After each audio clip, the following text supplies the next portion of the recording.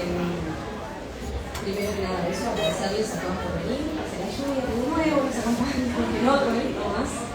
Tenemos la suerte de tener a Rivas en Uruguay, en charla con Mariana Rivera. Antes de estar con ella, quería comentarles que en la librería están sus libros, y en este caso tenemos un descuento de una desobediente, pueden pasar después, y que luego de esta charla hermosa van a ver firma de libros, así que las invitamos a todas las que quieran a acercarse, va a ser en la librería, ¿sí? Bueno, ahora sin más, que disfruten de la conversación. Bueno, qué emoción. Yo sé que se aplaude al final, pero necesito arrancar pidiendo, porque además acá la mayoría seguro ya te conoce también, hay muchas que han leído tu libro. Estamos con la mismísima Esther Vivas, autora de Mamá Desobediente. Vamos a bienvenirla con un fuerte aplauso.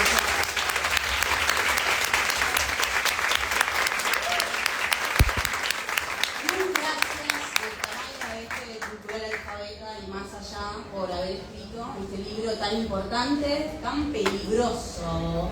A mí me gusta decir que los libros buenos son peligrosos, pero en el mejor sentido de la palabra.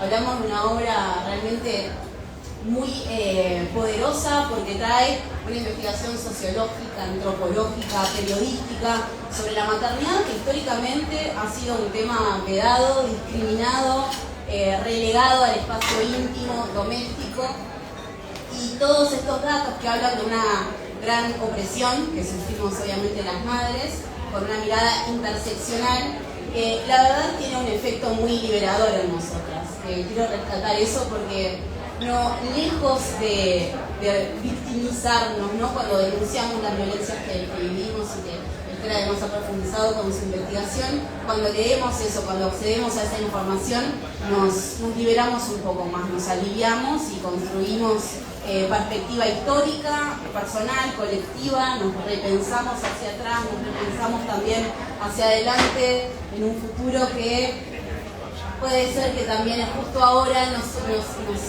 resulta un poco como complejo pensar la maternidad políticamente hoy en el Río de la Plata particularmente. Por eso más que nunca me parece importante esta lectura de Mamá Desobediente y ahondar en todo lo que nos trae. Para mí es un honor, ya te dije, infinito, gracias por la oportunidad. Esta mujer también, así como la escritora de este libro tan maravilloso, se gestiona todo a cada país que va, conecta especialmente con Latinoamérica y a cada país que va, busca esa comunidad de madres, de mujeres, emprendedoras, escritoras, artistas, toda la colectividad de madres pronunciándose políticamente. Y de hecho yo también conozco muchas de las que están acá y ya la conocían a Esther. Tuvimos un encuentro muchas de nosotras con ella virtualmente en la pandemia, que también fue súper revolucionario, aunque fue virtual, pero en ese contexto de encierro, también conectar con toda esta información. Fue una época donde también la maternidad se recrudecieron ciertas violencias, ¿no? En la situación de encierro. A mí me tocó un poco de referencialidad, leerte muy puerta, muy chapa, y me hizo un bien enorme, lo cual ya es masivo el evento, ya la gente está sentada en el piso. Agradezco de verdad enormemente la oportunidad de estar acá junto a todas conversando sobre estos temas que, bueno, ahora ya la van a escuchar a la gran Esther que viene con su manifiesto molotov, como digo, peligroso en el mejor sentido de la palabra, con todas las ideas que trae este libro, que para hacer un repaso muy breve de qué va Mamá Desobediente, para que recordemos y para quienes no han leído este librazo, la Biblia de materno feminismo. Este libro nos trae la posibilidad de pensar la maternidad en tanto mandato versus realidad precarizada. También nos trae la posibilidad de pensar la maternidad históricamente de un modo, para mí, cuando decís, este libro tendríamos que haberlo leído en el liceo, este libro tiene que estar en la biblioteca de nuestras también madres y abuelas, o sea, generacionalmente, tiene un aporte espectacular, y la perspectiva histórica que nos trae la maternidad es muy importante. Por ejemplo, la maternidad en la Edad Media, ¿no? ¿Qué sabemos de la maternidad en la Edad Media? He investigado eso y muchas cosas más, obviamente todo lo que tiene que ver con violencias varias, laboral, obstétrica, el sistema médico, hegemónico, traumatizado y traumatizante. Y para mí algo de lo más novedoso con lo que me encontré fue en relación a la infertilidad como un negocio, como un problema colectivo, también como un problema masculino. También muy importante el apartado en relación al duelo perinatal, que también es maternidad. El aborto también tiene su lugar, también es maternidad, también es sexualidad. Y la culpa, chicas, bueno, la culpa, que parecía ser un poco el tema, ¿no? Como que nos atraviesa a todas cotidianamente, existencialmente, y aunque lo hablemos, igual parece que está bastante anclado ancestralmente en nosotras, y por eso es tan importante y tan revolucionario poder estar acá conversando estos temas. Para mí, de verdad, esto es una gran noticia, un hecho histórico, porque yo nada, me acuerdo de estar escribiendo sobre maternidades hace muchos años, ya una está un poquito vieja también, ¿por qué no?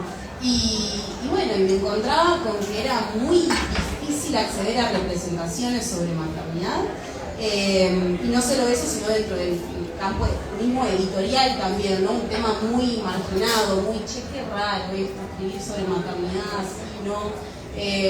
Con una soledad muy grande en definitiva. Y este libro, dentro de todo lo importante que tiene, esta posibilidad de repensarnos para atrás, para adelante, esta propuesta también de militar hacia pedir políticas públicas, hablarle directamente al Estado, ¿no?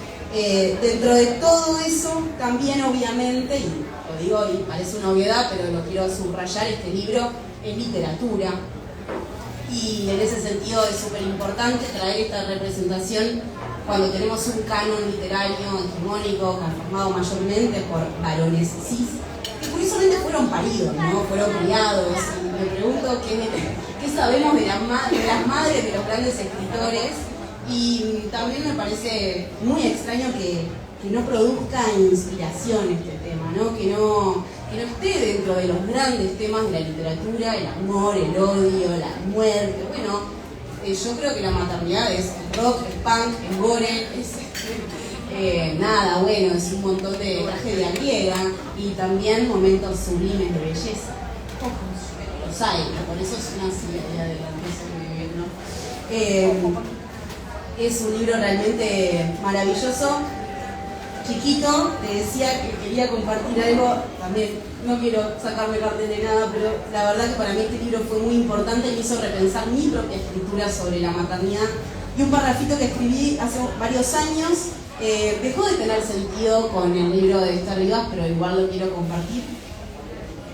Dice así: no te hablan de mamá en la escuela, no te permiten comprender su lugar en el mundo, no te hablan del trabajo no remunerado, de la precarización que trae cumplir el sueño.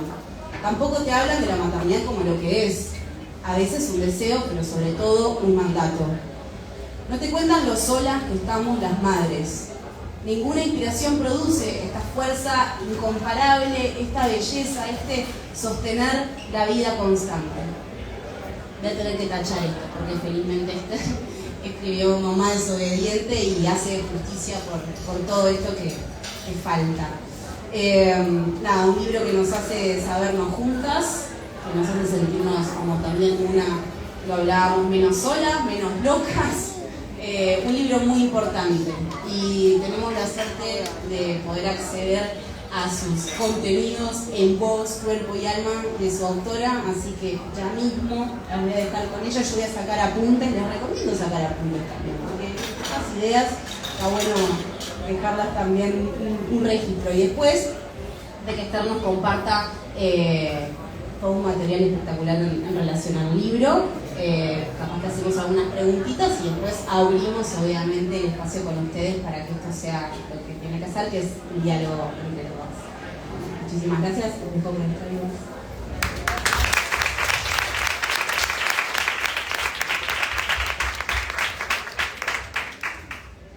Pues hola, muy buena tarde, un placer estar hoy aquí con todas vosotras. Mil gracias, Mariana, por esta presentación de grupo.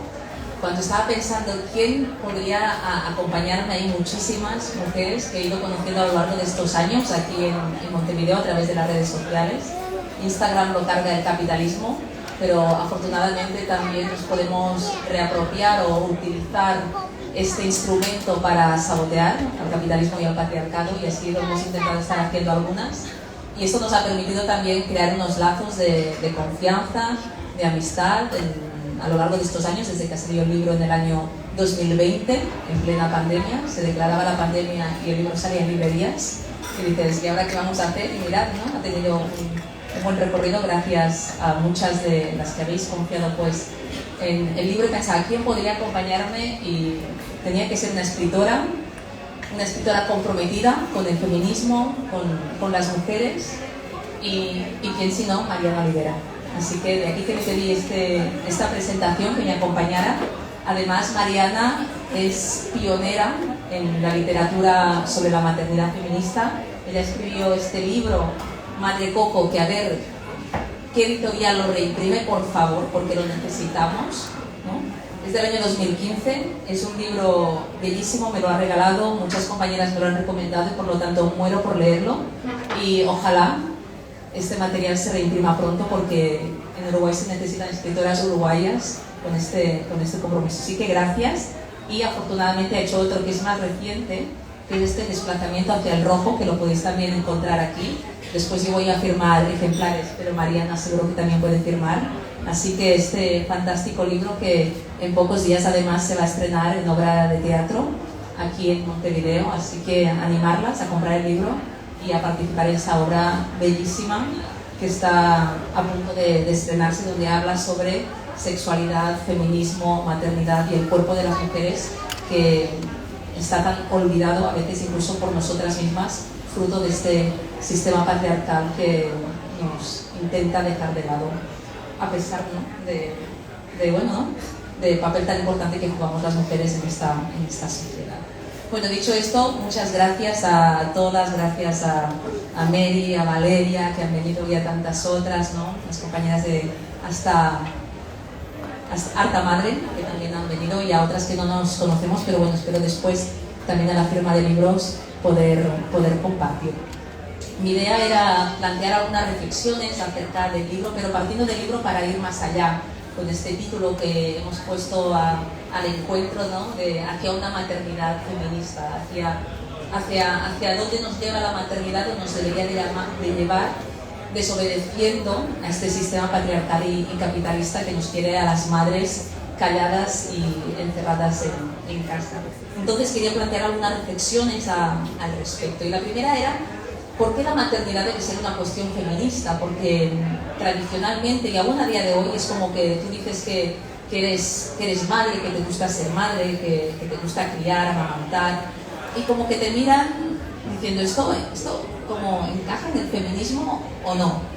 Y sí que encaja, y no debería de ser una cuestión a plantearse de una manera dicotómica. Es decir, la maternidad debería ser un tema central para la agenda feminista, porque la gran mayoría de mujeres acabamos siendo madre. Es decir, afortunadamente hoy en día el mandato de la maternidad es un mandato que ha sido puesto en cuestión, pero muchas mujeres seguimos eligiendo maternar porque es nuestro deseo y es nuestra decisión. Hay que tener en cuenta que hasta un 80% de las mujeres, cuando acaban su vida fértil, acaban siendo madres. Por lo tanto, la maternidad elegida, pero también a veces la maternidad no elegida, acaba siendo una experiencia central en nuestras vidas. Y acaba siendo una experiencia que, por desgracia, a menudo deja una huella que viene atravesada por la violencia, por la discriminación, el abuso y la desigualdad. Y esto tiene que ver con una maternidad que vivimos en un sistema donde tenemos que ser madres bajo un dictado patriarcal, bajo una supeditación a un sistema que considera que lo importante es lo productivo y es el mercado.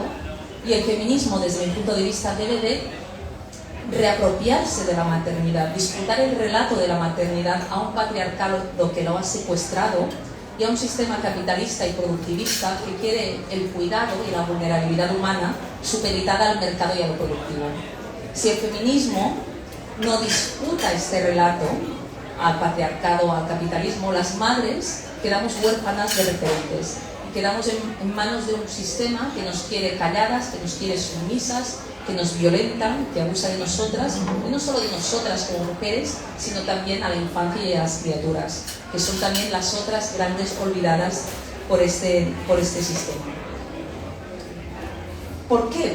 ¿Por qué tradicionalmente, históricamente, la maternidad se ha visto como algo opuesto al feminismo? Pues porque sencillamente el patriarcado por los siglos de los siglos nos ha impuesto a las mujeres el mandato de ser madres. Si miramos a nuestras abuelas, a nuestras madres, ellas se llegaron a preguntar en algún momento si querían ser mamá. Yo pienso en mis abuelas, de mi madre, y para ellas la maternidad no fue una decisión, era lo que tocaba. Tocaba ser madre. Y además tocaba ser un determinado modelo de madre. Tenía que ser esa madre en una familia y con una pareja heterosexual. ¿Cuántas mujeres lesbianas han tenido que mantener relaciones en una pareja heterosexual porque no estaba reconocido otros modelos de familia ni otra sexualidad para las mujeres? Las mujeres tenían que estar al cuidado de la familia, no solo de los hijos y las hijas, sino también del marido. Y se ha impuesto no solo el mandato de la maternidad, sino un determinado modelo de maternidad donde las mujeres no hemos podido decidir. Y contra este mandato tan brutal que existía en los 70, las feministas de la segunda ola se rebelan contra este mandato. Y dicen, ya basta, aquí nosotras decidimos. Y se levantaron las feministas de la segunda ola contra este mandato de la maternidad, contra este destino único que nos ha impuesto históricamente el patriarcado. Pero en este rebelarse, en parte también se cayó en un cierto discurso antimaternal y antirreproductivo, que es lógico en ese momento, porque el mandato y el destino de ser madre era tan brutal, que se entiende en ese momento, pero creo que hoy estamos en un momento distinto, en otro lugar, gracias precisamente a su lucha. Entonces, el feminismo, históricamente, en ese levantarse contra el mandato, también generó un discurso antimaternal y antirreproductivo del cual en parte somos herederas. Pero es necesario hoy mirar más allá. Hoy hay una nueva generación de mujeres que somos madres, que hemos nacido en los años 70, 80, 90, que somos feministas y que hemos nosotras decidido ser madres. Y gracias a la lucha de estas feministas que nos precedieron, hemos podido escoger en relación a la maternidad en general, si tener criaturas y no tenerlas. Y esto nos permite mirar a la maternidad con menos prejuicio que nuestras antecesoras. Y hoy el reto, creo, está en distinguir entre lo que es el mandato de la maternidad, lo que Adrienne Rich, esa feminista, poeta estadounidense que ya en el año 73 fue de las primeras en escribir sobre maternidad y feminismo con la voluntad de reconciliarse con la experiencia materna. Adrienne Rich ya decía en su momento, en su guía clásico Nacemos de Mujer, que era necesario distinguir entre la institución de la maternidad, es decir, entre esa maternidad patriarcal que nos imponen, de la experiencia materna, de la experiencia que vivimos las mujeres como madres, esa experiencia que tiene luces, que tiene sombras, pero que también tiene placer y que muchas veces no es nombrada y no es reconocida.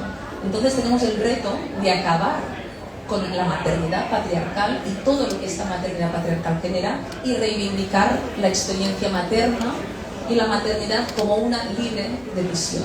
Yo creo que aquí está el reto de esta nueva generación, porque ¿qué pasa? Que si el feminismo no disputa el relato de la maternidad a estos sectores, el problema es que la maternidad acaba siendo secuestrada por un discurso en el cual las madres no podemos decidir sobre la experiencia materna. Y esto nos genera mirarnos en un espejo de la maternidad que nos han impuesto, donde tenemos que ser una mamá perfecta, una mamá que nunca se equivoca, una mamá ideal. Esto nos genera mucha culpa, porque nunca llegamos a ser esta mamá que nos dicen tenemos que ser. Porque en realidad la maternidad significa fracasar, significa equivocarse, significa llegar a todo, significa no poder más, significa que estás harta, ¿no? Como decían las compañeras en la jornada de pocos días, que estás harta de ser madre. Y es importante podernos quejar, porque ser madre es esto, y es también el amor, la devoción, el entusiasmo por nuestras criaturas. La maternidad es ambivalente por definición. Y es importante ser consciente de ello para reconciliarnos con la experiencia materna. Porque si nos miramos en un espejo de la maternidad que no refleja la experiencia materna real, pensamos que lo estamos haciendo mal, que somos malas madres. Pero es que es imposible ser esa madre estupenda que nos dice que tenemos que ser. Entonces es importante entender que esta culpa que sentimos no nos pertenece en realidad. Tiene mucho que ver con este espejo de esta maternidad idealizada que nos han puesto enfrente. La culpa tiene que ver con un ideal de maternidad inalcanzable. Y muchas veces también como madres nos sentimos culpables porque tal vez no hemos tenido ese parto que deseábamos, esa lactancia materna que esperábamos. Pero yo me pregunto, qué difícil es tener un parto en el cual disfrutemos, sea placentero, cuando en este sistema sanitario la violencia obstétrica forma parte estructural de cómo se atiende el parto y el nacimiento. Yo me siento culpable porque no he tenido ese parto, pero la culpa es mía, o la culpa es de este sistema que nos violenta y abusa de nosotras y encima normaliza esta violencia. Cuando yo me siento culpable porque no he podido amamantar a mi bebé como yo quería, porque mi bebé no se agarra, nos tenemos que preguntar, ¿la culpa es nuestra? Cuando todo este sistema está organizado para que no amamantemos a nuestras criaturas, porque tenemos una licencia de maternidad aquí en Uruguay que de 3 meses. ¿Cómo vas a amamantar a tu criatura hasta los 6 meses si a los 3 te tienes que reincorporar al trabajo? ¿No? Y si tú das la mamadera, también en este sistema se te juzga constantemente. Es decir, al final vivimos en un sistema que es hostil a las madres y que es hostil a la infancia. Y por lo tanto en este sistema es muy difícil gozar, disfrutar, sentir placer con la maternidad. Pero esto es injusto. Asociamos a la maternidad culpa, cansancio, no poder más, frustración. ¿Dónde está el goce en la maternidad? ¿Dónde está el placer en la maternidad? Es como que no existe, lo tenemos que encontrar en determinados momentos, y es tan difícil encontrar el placer en la maternidad porque nos vulneran nuestros derechos como madres. Entonces creo que es importante tener en cuenta esto, que cuando sentimos esta culpa que muchas veces nos encoge el estómago, la culpa tiene que ver con un sistema que sostiene a lo que significa criar, a lo que significa cuidar, a lo que significa maternar. Y no solo cuidar a bebés o a la infancia, sino también cuidar a personas dependientes, cuidar a personas mayores. Porque los vulnerables y las vulnerables, es decir, las personas que necesitan de la ayuda de otros, son las más invisibles para este sistema, son las prescindibles, porque no generan beneficio económico. Y este sistema está básicamente pensado para producir, para competir. Y en este sistema, por lo tanto, los ritmos de la maternidad y la crianza no encajan, porque son unos ritmos antagónicos a la lógica productivista del sistema. De ahí que, por ejemplo, las cesáreas se imponen como la mejor manera de nacer, porque encajan a la perfección con un sistema que quiere partos express, partos que empiecen a 1 hora y acaben a 1 hora. ¿Cuál es el ritmo de parto fisiológico? Sabes cuándo empieza pero no acaba. Y lo mismo con los tiempos del puerperio, los tiempos de la lactancia, ¿no? Por eso creo que es fundamental reivindicar la maternidad desde el feminismo, para reivindicarnos a las madres como sujetos de derechos, para reivindicarnos a las madres como sujetos con capacidad de decisión, y para que nuestros derechos empiecen a ser escuchados y empiecen a ser reconocidos, porque si esto no es así, la violencia, el abuso y la discriminación atraviesa nuestras experiencias y deja una huella brutal en nuestra maternidad, que en vez de ser gozosa, viene demasiado a menudo atravesada por el dolor y el sufrimiento. En definitiva, la maternidad feminista es esta maternidad que desafía a la maternidad hegemónica dominante que se impone, que desafía a la maternidad patriarcal que está establecida, a la maternidad productivista y capitalista. ¿Qué implica una maternidad feminista? Pues implica que nosotras como mujeres decidimos. La esencia del feminismo es la autonomía de la mujer sobre su cuerpo. ¿Y qué es más importante cuando eres madre, cuando estás embarazada, que decidir sobre tu cuerpo, sobre tu embarazo, sobre tu parto, sobre tu lactancia? Pero en cambio esto que parece tan básico es algo que sistemáticamente se nos impide, se nos boicotea, porque se es una lógica, como yo decía, como digo, patriarcal, capitalista, productivista, ético, como sujeto de derechos, y es una maternidad en la cual se reivindica también lo colectivo, porque a menudo cuando se habla de maternidad, se considera la maternidad como una responsabilidad individual de la madre, de esa mujer, ¿no?, que ha parido a esas criaturas. Incluso cuando se piensa en la maternidad, se piensa únicamente con una maternidad biológica, cuando la maternidad es plural, es diversa, y luego voy a hablar de ello.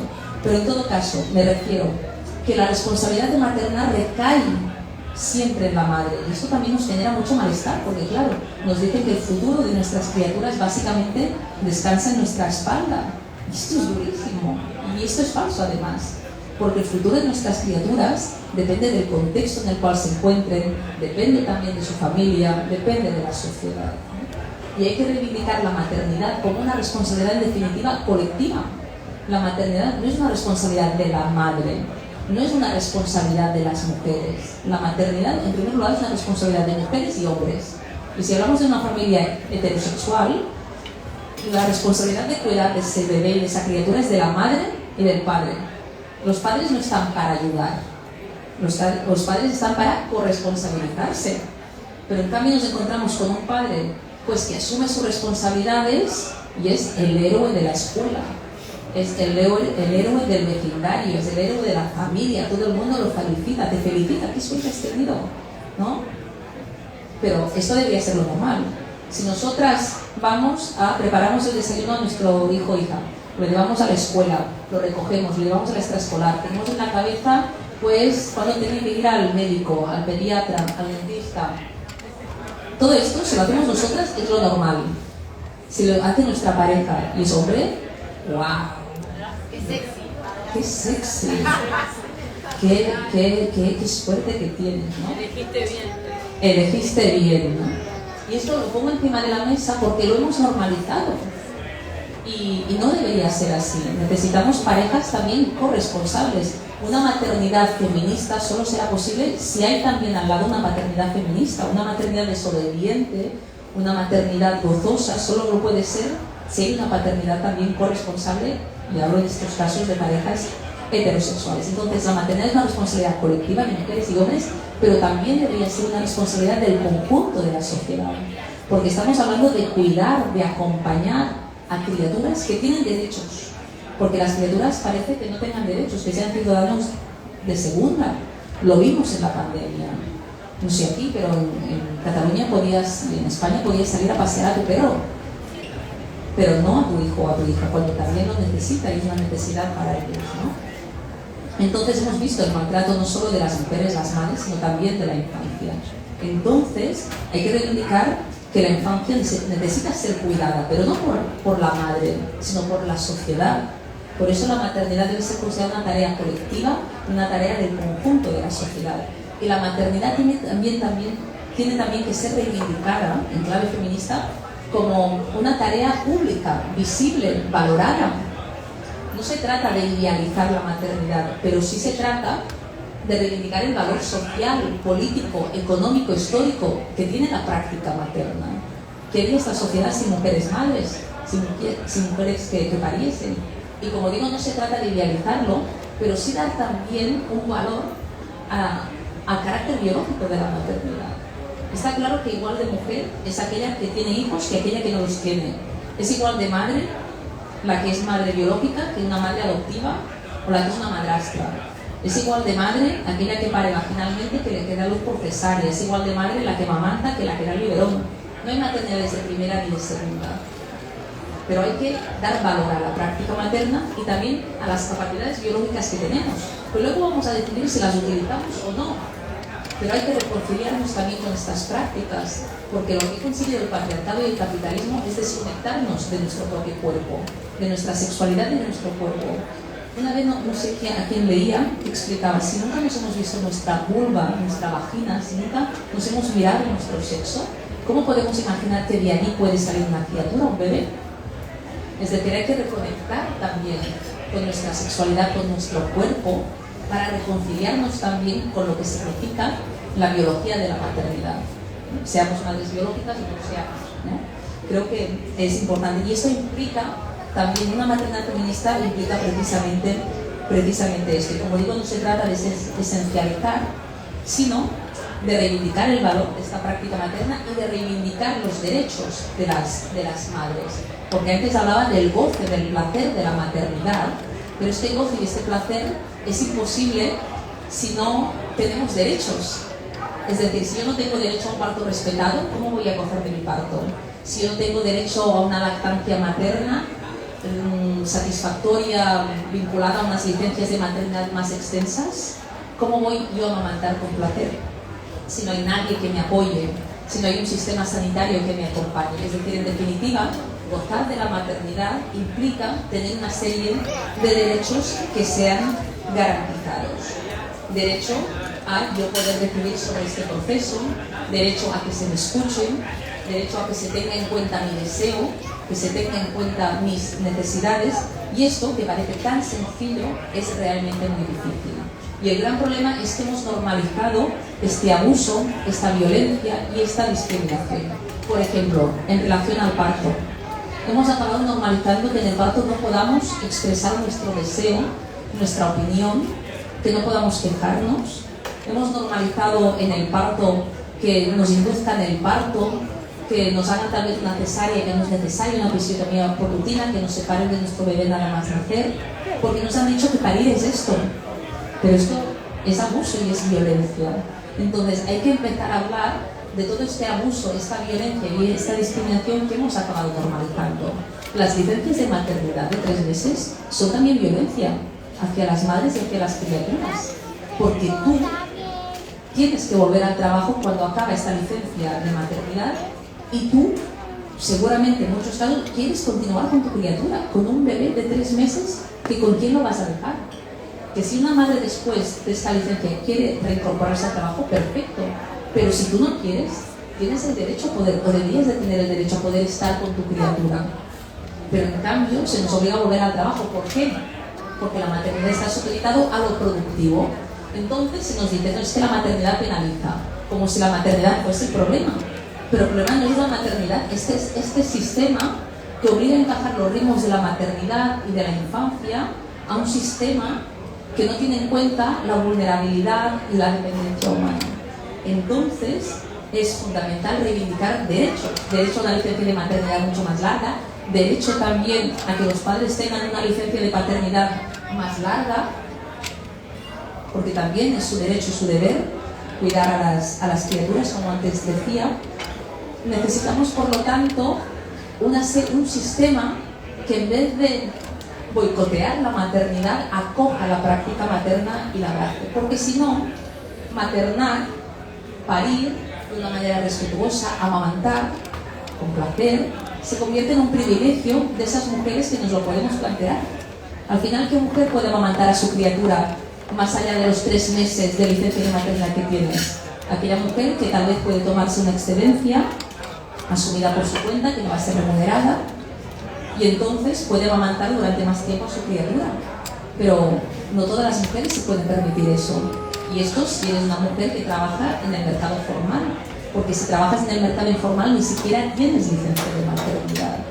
Y es por lo tanto muy importante, creo yo, mirar a la maternidad desde una perspectiva interseccional, entendiendo que la experiencia materna no solo viene atravesada por desigualdades de género, sino que también viene atravesada por desigualdades de raza, de clase social, de edad, de orientación sexual, de identidad de género. Es decir, mi gran preocupación tras el parto tal vez era, bueno, yo soy trabajadora autónoma independiente y tengo una pareja corresponsable y tengo por lo tanto más privilegios seguramente que otra mujer, pero mi preocupación era más cómo conciliar el empleo con mi maternidad. Pero para muchas mujeres sin recursos económicos, su preocupación no es esta, su preocupación es cómo llegar a final de mes, cómo garantizar un techo a sus criaturas, cómo garantizar un plato de comida. Y por lo tanto, a las madres no solo nos violentan por ser mujeres, sino que también violentan a las madres por ser lesbianas, por ser pobres, por ser negras, por ser trans. Y por lo tanto hay una gran diversidad de opresiones que sufrimos las madres. Por lo tanto, la maternidad viene golpeada por un sistema patriarcal pero también por un sistema capitalista, un sistema racista, un sistema capacitista, un sistema homófobo, transfobo, y en este contexto maternamos las madres, y hay algunas madres que sufren más violencia que otras. Está claro que la violencia obstétrica nos atraviesa muchas, incluso si tenemos privilegios, pero si no los tienes, aún te van a violentar más, si eres pobre, si eres indígena, si tienes alguna diversidad funcional, y es importante mirar también a la maternidad desde esa perspectiva, para entender que la maternidad viene atravesada por opresiones múltiples. Y es desde esta mirada que hay que entender que la maternidad es plural y es diversa. Es decir, a menudo pensamos, cuando pensamos en la figura de la madre, pensamos en una madre blanca, de clase media, heterosexual, pero las maternidades son plurales y son diversas. Hay madres heterosexuales, hay madres lesbianas, hay madres trans, hay madres que tienen pareja, hay madres que crían solas, hay madres blancas, hay madres racializadas, hay madres de clase media, hay madres pobres, hay madres con diversidad funcional. Hay múltiples maternidades, pero en cambio hay algunas que son más nombradas que otras. Pero sin embargo, todas estas mujeres pueden ser madres y les atravesarán opresiones distintas. En este sentido, ya acabo mi reflexión que quería compartiros antes de empezar un diálogo con Mariana y después con todas vosotras. Cuando muchas veces se juzga a una madre, es porque no se tiene en cuenta su contexto social, su contexto económico, su mochila personal.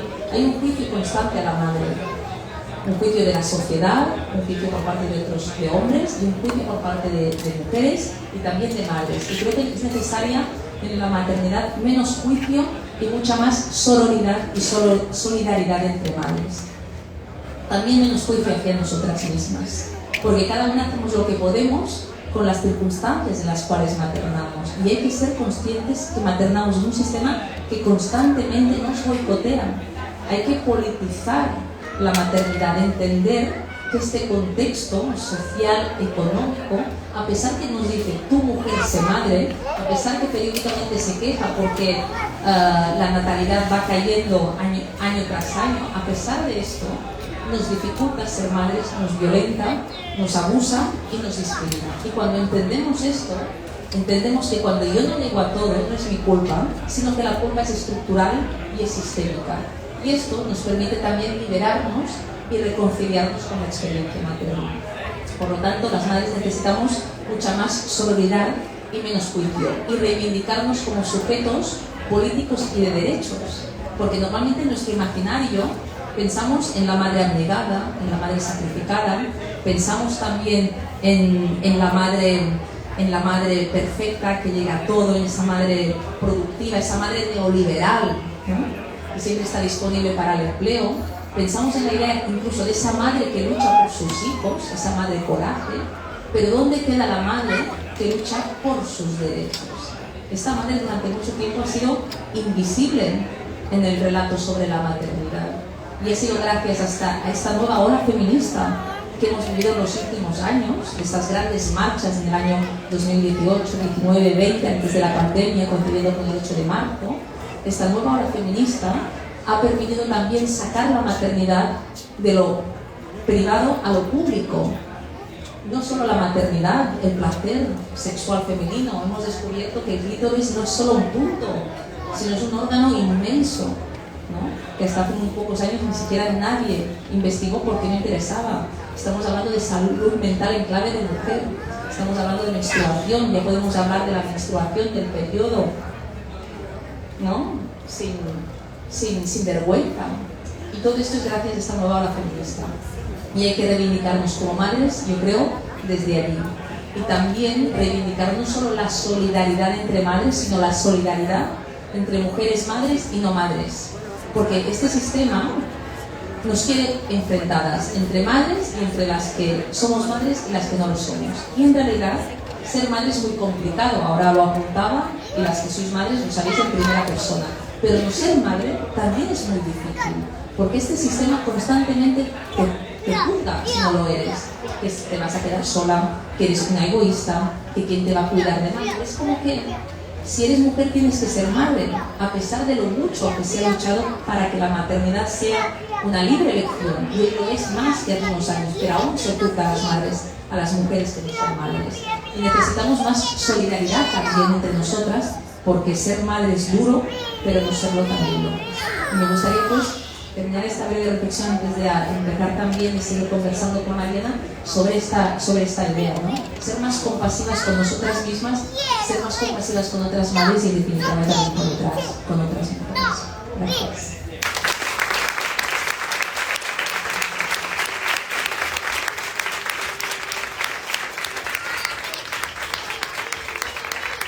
La política no te interesa, porque dan ganas de votarla, ¿no? Para todo. Espectacular. Te hice una pregunta, se me acaba de ocurrir medio un chiste, pero te la hago en serio. ¿Política partidaria? Bueno, yo creo que lo que hacemos es política, Claro. que no es política partidaria, pero está claro que a través de nuestro voto podemos cambiar las cosas. Pero yo hago política desde la base, ¿no? Y desde mis libros y desde el compromiso también en mi práctica diaria con otras mujeres. Lo que necesitaríamos políticos realmente comprometidos, ¿no? con las necesidades de la mayoría y con las necesidades de las mujeres. Pero por desgracia esta es una especie en extinción y las mujeres, no sé si en peligro, pero bueno, en todo caso nos tenemos que levantar y no tenemos que callarnos. Al final hacer política también es salir a la calle a reivindicar nuestros derechos, a protestar, y hacer política también es juntarnos con otras madres. Yo creo que es fundamental también estas redes de solidaridad y estas redes que creamos entre nosotras que nos permiten sobrevivir a esta maternidad tan dura que nos impone este sistema. Tremendo. Qué interesante sería, yo que escuchaba y pensaba, realmente en los discursos de política partidaria no, todas cosas muy interesantes que interpelan y que no se nombran realmente, no escuchamos a nuestros políticos y políticas nombrar todas estas cosas que decís y que nos resuenan de un modo que es como revelador por un lado, pero por el otro es como que ya lo sabíamos, ¿no? Porque las que hemos pasado por varias de las situaciones que vos nombrás, la tenemos en el cuerpo y la capacidad de escucharlo lo reactualiza y lo confirma. Si me permites, ahora que dices esto, Sí. y que hablas de los políticos, claro, también lo que nos encontramos es que el discurso de la maternidad ha sido secuestrado por determinadas organizaciones partidistas.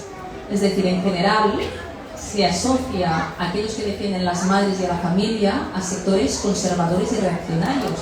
Y si me permitís, os pongo un ejemplo. Yo cuando publiqué el libro en el año 19, eran las elecciones generales en España. Y bueno, claro, yo desde hace años pues ya soy muy activa en las redes, a lo mejor algunas estamos en contacto por Instagram, después lo podemos hablar. Y en el año 19 me acuerdo que yo publicaba también mucho sobre madres, puerperio, lactancia y tal. Y fueron las elecciones generales. Y eso que Instagram te manda publicidad patrocinada, ¿no?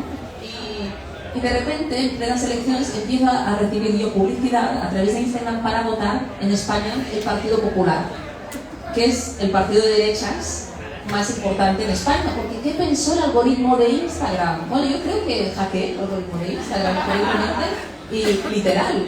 Porque el algoritmo de Instagram pensó, bueno, esta mujer que todo el día habla de madres, habla de lactancia, habla de parto y puerperio, es el perfil idóneo para votar el partido más importante de derechas de España. Y entonces me mandó la publicidad, ¿no? Pero esto es muy significativo de cómo el algoritmo de Instagram, que básicamente reproduce lo que teóricamente piensa la sociedad, consideró que, claro, hablar de madres es básicamente, quien habla de madres es desde una posición conservadora y de derechas. Y lo que vemos es que España claramente, los partidos que más hablan de madres y de la familia son partidos conservadores y reaccionarios. Pero la pregunta que nos tenemos que hacer es, ¿qué maternidad defienden? ¿Qué modelo de familia? ¿Defienden un modelo de maternidad donde yo como madre no puedo decidir sobre mi cuerpo, no puedo decidir sobre mi parto, no puedo decidir si tener hijos o no tenerlos, porque estos partidos me prohíben el derecho al aborto? Imponen un determinado de familia heterosexual, un determinado modelo de familia donde yo como mujer tengo que estar supeditada al marido, al cuidado, a la crianza, donde no puedo tener vida propia. Por eso cuando antes decía que desde el feminismo hay que disputar el relato de la maternidad al capitalismo y al patriarcado, es porque hay que disputar el relato de la maternidad a estos sectores conservadores y reaccionarios, porque si no las madres quedamos en manos de este discurso. Y el feminismo tiene una responsabilidad también histórica aquí, porque si el feminismo no defiende nuestros derechos, ¿quién lo va a hacer?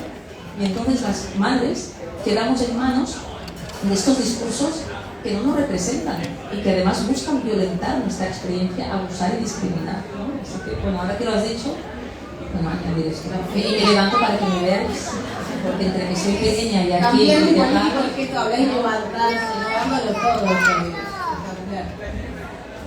Que si no, no me vais a ver. Escuchaba, ¿no?, un texto sobre política y también, como dice Luciana Carlos, lo vi muy político y me preguntaba como cuántas consecuencias íntimas y bien personales habrá tenido este libro en tantas mujeres, ¿no?, que es un libro que además ha sido leído, podemos decir, worldwide, por todo el mundo, un éxito.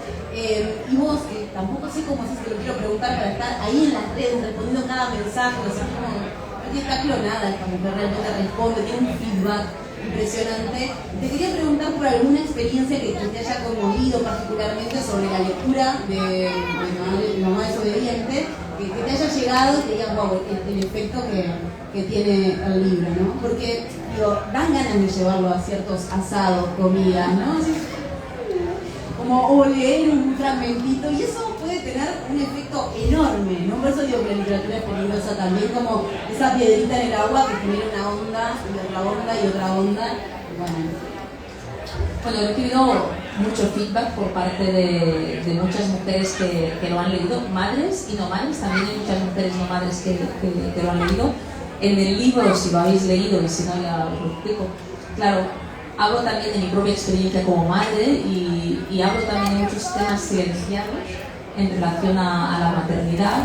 Hablo, por ejemplo, de mis problemas de infertilidad. Yo tardé 4 años a quedarme embarazada y mi hijo fue resultado de una fecundación in vitro. Y hablo también de todo el silencio que hay alrededor de la infertilidad, como a menudo se ve desde un lugar muy solitario, muy desde lo personal. Y esto hace que nos sintamos muy culpables y cada vez hay más mujeres que sufren y sufrimos problemas de infertilidad y es importante hablar de ello porque al final la infertilidad no es un problema individual, sino que tiene causas estructurales. Tiene mucho que ver que habitamos un planeta enfermo, un planeta en el cual estamos en contacto con una gran cantidad de productos tóxicos, problemas con la crisis y la emergencia climática, con alimentos que no son saludables, y por lo tanto un planeta enfermo que lo que hace es minar nuestra fertilidad de las mujeres y de los hombres, como mina la fertilidad de múltiples especies animales y vegetales. Pero al mismo tiempo hay un marco, un sistema que también nos obliga a posponer la maternidad hasta encontrar una estabilidad laboral y personal que nunca llega. Y entonces, ¿cuántas mujeres se plantean ser madres con 38, 37, 39 y no lo consiguen, ¿no? Entonces, pero hay un problema estructural detrás, porque hay unas políticas que precarizan nuestra vida, que no nos permiten llegar a final de mes, que no nos permiten pagar una vivienda digna, y esto va posponiendo, ¿no? Por lo tanto, hay causas políticas también cuando hablamos de infertilidad, yo hablo de ella en el libro. Hablo también de la depresión posparto como otro de los grandes tabúes en la maternidad, porque se espera que tú como madre, después de dar a luz a tu bebé, vas a estar enamorada de tu bebé, y esto no siempre pasa. Y la depresión posparto forma parte también de la experiencia de las madres y hay que hablar de ellas para romper el tabú. Yo no pasé por la depresión posparto en mi caso, pero cuántas mujeres sí que han pasado, y también lo recojo en el libro. Y en el libro también hablo, en mi caso personal, en primera persona, pero cito también otras mujeres, de la muerte perinatal, de la muerte gestacional. En mi caso yo tuve que abortar a mi hija estando embarazada de 3 meses porque tenía una malformación genética incompatible con la vida, y esto también es muy duro y no se habla. Pero tú eres madre desde el momento en el cual tú te sientes madre. Y esto es un tema muy tabú, y aún más desde el feminismo, porque parece que porque tú reivindicas el dolor tras una muerte gestacional, es como si tú estuvieses en contra del derecho al aborto. Y es falso. Y estoy a favor del derecho al aborto, porque una mujer que decide abortar es una mujer que no se siente madre, que no proyecta allí un futuro en relación a ese embarazo. Ese embarazo habrá sido fruto de un abuso o de un accidente que ha sufrido a la hora de mantener relaciones sexuales, vete tú a saber, pero esa mujer no quiere ser madre y por lo tanto ahí no hay un proyecto de maternidad. Pero si tú estás embarazada y deseas ese hijo y lo pierdes, se ha muerto tu hijo, tú ya eres madre. Por lo tanto, es fundamental que se reconozca también este dolor. Y este dolor a menudo no se reconoce por parte de la sociedad, porque la sociedad te dice, bueno, ya te quedarás embarazada, otra vez, aún eres joven, tenía muy pocas semanas, pero ese es tu hijo o tu hija. Y no lo reconoce la sociedad, a veces ni la familia, y tampoco el feminismo. Y hay que reivindicar también y visibilizar pues, este dolor desde el propio feminismo. Y en el libro pues hablo de ello.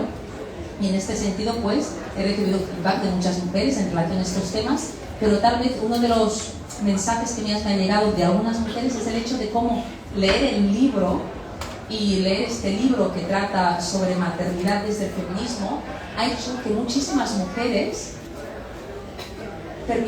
pudiesen conectar su maternidad con el feminismo. Es decir, uno de los mensajes que más me tocó me llegó cuando una mujer me dijo, es que yo, claro, me sentía muy mal porque yo soy feminista, pero claro, una vez me convertí en madre, me sentí muy mal porque pensé, en mi entorno me decían, claro, tú ahora eres madre, como si ser madre fuese incompatible con ser feminista. Y el libro permitió reconciliar su maternidad con su feminismo. Y para mí esto pues me llevó, ¿no? Porque pensé, bueno, de eso se trata, de mirar a la maternidad desde el feminismo, de entender que ser madre no es contradictorio con ser feminista. Porque si la maternidad no es feminista, ¿de qué maternidad estamos hablando? De una maternidad donde yo no puedo decidir sobre mi cuerpo, sobre mi embarazo, sobre mi parto. Entonces, para mí, este fue algunos de los mensajes que más me llegaron a mujeres que a raíz de leer el libro, pues dijeron, iba a tener un parto de este modo, ¿no? Iba a parir en tal hospital privado, y no lo he hecho, y he contratado una doula, he contratado una partera, y he disfrutado de mi parto. Y sin leer el libro no hubiese sucedido. Y eso también me llegó. U otras mujeres también, y en relación a la muerte gestacional, que me han escrito varias mujeres embarazadas leyendo el libro, que me han escrito sobre cómo perdieron a su bebé mientras leían el libro, y el hecho de que yo contara mi experiencia en relación a cómo perdí a mi hija, que murió, pues cómo les había acompañado también en su pérdida y en la muerte de su criatura. Y estos mensajes, pues, bueno, no dan sentido a lo que me va aquí. Es un libro que es una compañía, es también el momento en el que tengas la identidad que tengas y te autopercibas como te autopercibas. ¿Has recibido algún feedback de varones particularmente? Bueno, muy bien. ¿Recomendás que...? Bueno, he recibido de algunos varones, pocos, pero algunos. Y uno fue, también me llegó mucho de Cataluña en este caso, que me mandó a través de Facebook un chico, una fotografía de su mujer y su bebé en un parto, no sé, no me acuerdo si en el hospital o en casa, y era el padre quien me escribía y me agradecía como habían leído los dos el libro y que gracias al libro él me dijo, pues su hijo acababa de nacer, su criatura, y que me lo agradecía. Y me he encontrado también varios mensajes que he recibido de mujeres que acaban de dar a luz, en este caso de ese padre que me escribió, y bueno, lo guardo porque en el siguiente libro voy a poner algunas de estas anécdotas o historias que realmente te llegan. Pero pocos hombres, cuando es un libro que también, ¿no? Lo pueden leer madres, no madres, y también hombres. Pero en todo caso pocos, porque aún yo creo que una maternidad feminista, así como una paternidad corresponsable para algunos, a veces les queda aún demasiado lejos. Pero yo creo que, digo en el libro, hay que maternizar la paternidad. Es decir, los padres, ¿no? Tienen que ejercer de padres como es su responsabilidad. Y luego también me han llegado feedback de muchos profesionales de la salud, tanto de profesionales de la salud implicadas, por muchas mujeres, parteras, doulas, asesoras de lactancia materna. Bueno, ahí el micro se ve perfectamente, no hay ningún problema. De eso se trata, ¿no? Que las crianzas también nos puedan acompañar en las charlas. Y también de profesionales de la salud que se han escandalizado porque hablaba de violencia obstétrica, ¿no? Hay aún mucho rechazo, y ayer hablaba con varias compañeras, en particular de Gestar Derechos, que hace un trabajo imprescindible denunciando toda esta violencia obstétrica que sufren tantas mujeres y denunciando en los tribunales. Pues aún hay un sector sanitario mayoritario que niega la violencia obstétrica, cuando la violencia, por desgracia, en la atención al parto forma parte estructural de cómo se atiende el parto y se atiende el nacimiento, porque no solo nos violentan, por eso no se respetan nuestros derechos a las madres, sino también a los bebés. Ahora que estamos con el personal de salud, también una de las cosas que más me llamó la atención es esto del personal de salud traumatizado también, ¿no? Esto de intentar comprender, ¿no? O sea, la violencia siempre la vamos a condenar y la violencia y tenemos que ir contra ella, pero hay algo también de quién cuida al personal de salud, ¿no? También durante la pandemia creo que el impacto fue enorme. Si querés ahondar un poquito ahí en eso de lo que ellos también día a día, ¿no? Sí, en el libro hablo de ello y hay muchas parteras que, comadronas, ¿no? ¿Cómo las llaman? Parteras, pues al menos en España, las experiencias que yo recogí en algunos otros países, que han dejado de atender partos en hospitales porque no han podido soportar la violencia que han visto y que se ejercía hacia las mujeres. En el libro cuento varias experiencias de violencia obstétrica y hay mujeres que describen su parto como una violación, que se han sentido violadas en su parto. Porque claro, el parto tiene mucho que ver con la sexualidad de las mujeres. Y una mujer pues que es encerrada en una habitación sin acompañantes, que varias personas le introducen los dedos en su vagina, le hacen tactos vaginales sin permiso, le hacen tactos dolorosos, que no se tiene en cuenta su voluntad. Es una mujer que se siente violada y que después va a sufrir las consecuencias también del estrés postraumático que sufren mujeres que han sufrido abuso. Y es importante reconocerlo y ponerle nombre, poder reconocer que hemos sufrido violencia obstétrica, porque si yo me reconozco como víctima de violencia obstétrica, puedo empezar a sanar esa herida, puedo ser superviviente de violencia obstétrica, pero si nadie me reconoce a mí como víctima, me siento culpable por ese parto violentado que he tenido. Aún pienso que la culpa es mía cuando han violentado mi parto. Entonces, hay muchas mujeres traumatizadas por los partos que han sufrido, mujeres que a veces ni siquiera son conscientes que su parto ha sido un parto traumático, pero también hay profesionales de la salud que no han querido continuar siendo cómplices de todo ello. Y afortunadamente pues hay profesionales que tienen otra mirada, que intentan cambiar las cosas, pero a veces esto no forma parte del sistema público de salud cuando sí lo debería ser. Porque si queremos cambiar la manera de nacer, es decir, que la manera de nacer sea respetuosa con las infancias y con las mujeres, necesitamos que el sistema público de salud acabe con la violencia obstétrica, porque no todas las mujeres pueden pagarse una doula, una partera determinada. Ahora que estamos para abrir un poquito las preguntas al público, como este gran momento de decir, bueno, alguien tiene una pregunta y seguro también toda esta información que es tan poderosa queda resonando en un lugar como desde el interior ahí como muy potente y siempre es un desafío, ¿no? Como poner en palabras, nombrar, preguntar. Pero abrimos, ¿te parece? Maravilloso. Formalmente el espacio como para recibir alguna pregunta a Esther o no se lo pregunta, también un comentario, reflexión, una desobediencia en particular que quieran nombrar.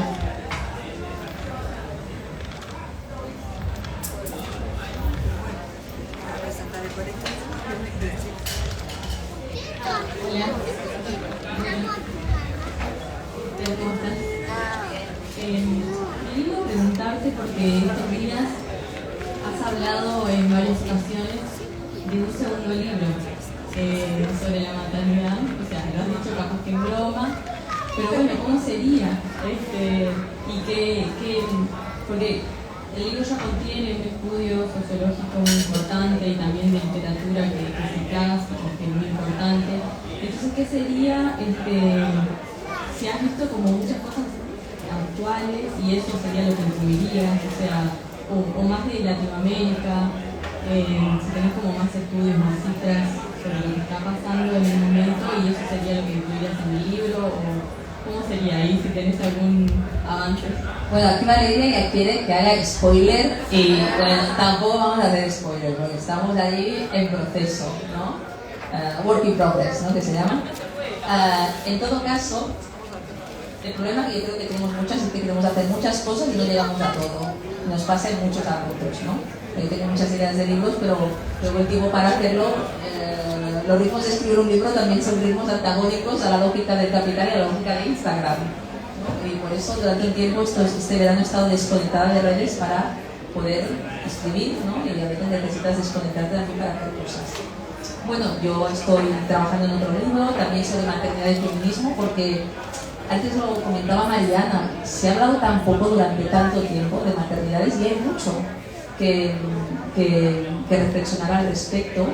Y yo creo que es también muy importante, normalmente cuando hemos hablado de maternidad, de feminismo, venimos de una tradición desde la cual miramos el feminismo desde una mirada desde un feminismo muy blanco, desde un feminismo muy privilegiado. Y creo que es importante también leer esos feminismos más disidentes, de los márgenes de los años 70, de ese feminismo afrodescendiente, donde la mujer madre se posiciona en otro lugar en relación a la maternidad.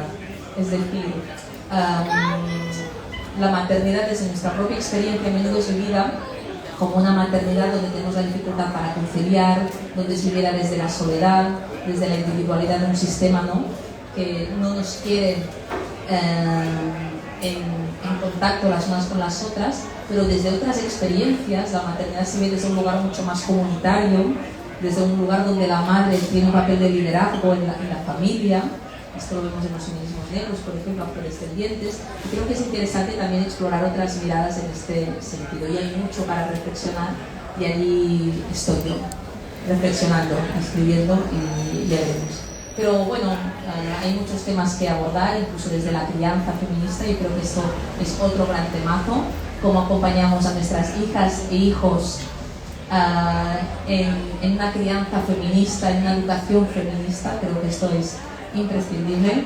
Yo tengo un hijo varón y muchas veces cuando hablamos del feminismo y de acompañar en el feminismo pensamos en las niñas, pero necesitamos educar a los niños en el feminismo para que entiendan que el feminismo es algo que tiene mucho que ver con ellos, porque a las niñas se les impone un modelo de feminidad muy tóxico, con unos roles de género muy marcados, pero a los niños también.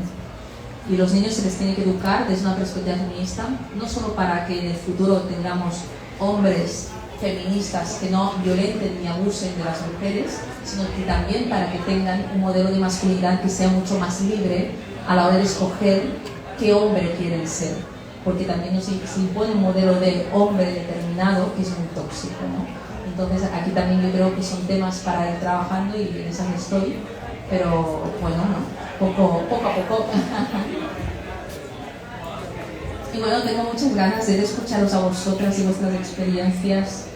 ¿Qué os ha parecido todo esto que ahora hemos hablado?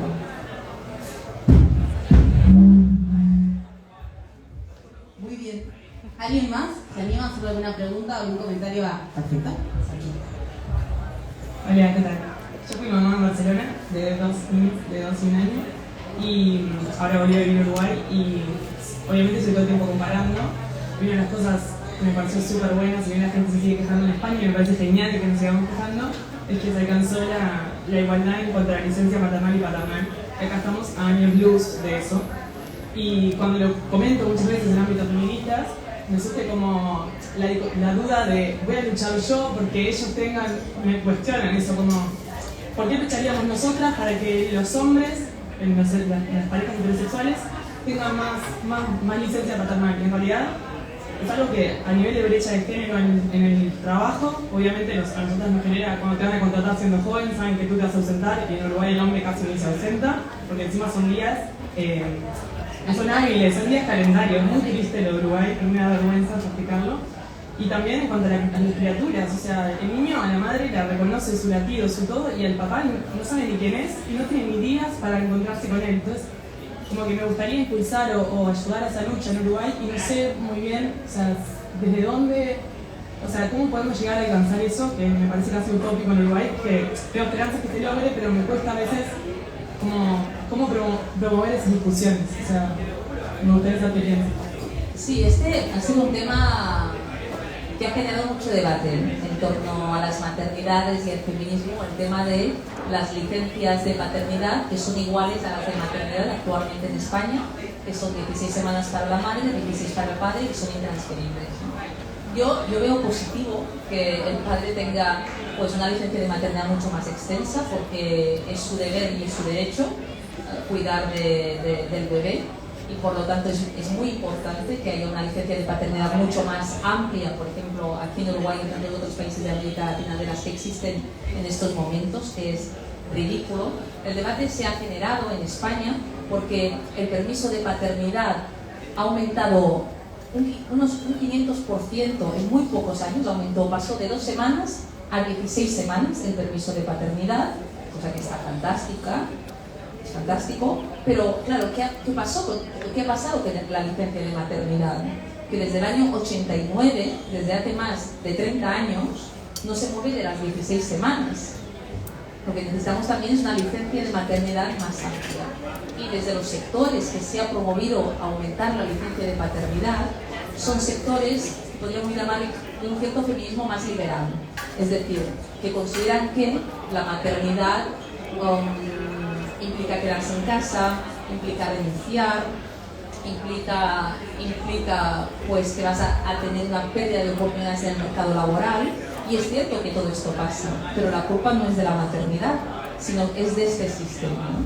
Entonces, quien ha defendido estas propuestas de unas licencias básicamente de paternidad más amplias es desde una mirada feminista, desde el punto de vista, que acaba supeditando la maternidad básicamente a lo productivo y al empleo.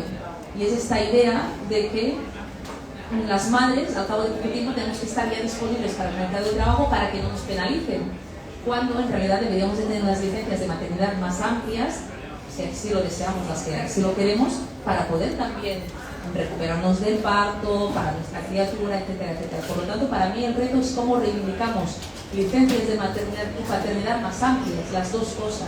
No solo reivindicar las licencias de paternidad más amplias, que es imprescindible, como tú bien decías, sino también las de maternidad. Y reivindicarlo desde una mirada de colocar en el centro el cuidado, de colocar en el centro, en particular, las necesidades de la madre y las necesidades de la criatura, que es las que transitamos cuando hablamos de maternidades biológicas por nuestro cuerpo, esta experiencia materna.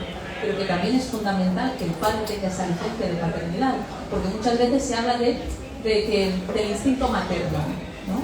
Pero el instinto materno es una construcción cultural, porque también ese vínculo que se genera entre la madre, es verdad que cuando hablamos de maternidad biológica hay un vínculo que tiene que ver con lo biológico, y cuando yo amamanto mi bebé genera oxitocina y esto genera un vínculo con la criatura, pero también ese vínculo se va a generar si el padre, si hablamos de una familia heterosexual, se implica con esa criatura y la cuida. Y se ha demostrado que cuando una persona se implica en la crianza, una madre adoptiva, un padre adoptivo también, un padre, ¿no? También se genera esa oxitocina. Y muchas veces la cuestión del instinto se utiliza como un elemento de que, bueno, ¿no? con un cierto determinismo, ¿no? Pero hay una construcción social y cultural y por lo tanto el vínculo se genera siendo madre biológica o siendo madre adoptiva, se genera también siendo padre, pero hay que crear los espacios. Y una licencia de maternidad es la que permite también, es lo que tú decías, ¿no? Luego la criatura, cómo se vincula con el padre, si es un padre que es ausente, ya sea porque es un padre que pasa de todo o que no tiene la oportunidad, ¿no? Una cosita agregada de todo esto importantísimo y vasto que traes es, para mí, acompañar un proceso de deconstrucción de una masculinidad, por ejemplo, es un trabajo. De hecho, lo considero que debería ser pago. El Estado debería dar los canjes mensuales, como botellas de vino, algo. Por lo menos, nada, me parece fundamental que ellos se organicen, ¿viste? O sea, como que también, de verdad, considero que esta recae sobre nosotros esa lucha y ponerle el cuerpo, y es re importante, pero hay una necesidad urgente de que ellos construyan esa colectividad que nosotras ancestralmente venimos manejando, porque es muy duro la soledad que ellos viven también, ¿no? O sea, es muy difícil que entren en conciencia de alguna manera y que se logren todos estos derechos si siguen en ese ámbito tan privado y tan privilegiado, ¿no? Por otra parte, pero que se organicen, que también puedan entrar en esa crisis necesaria, ¿no? Que hay que entrar y pasarlo por el cuerpo, ¿no? Hasta que eso no pase, claro, va a ser muy difícil de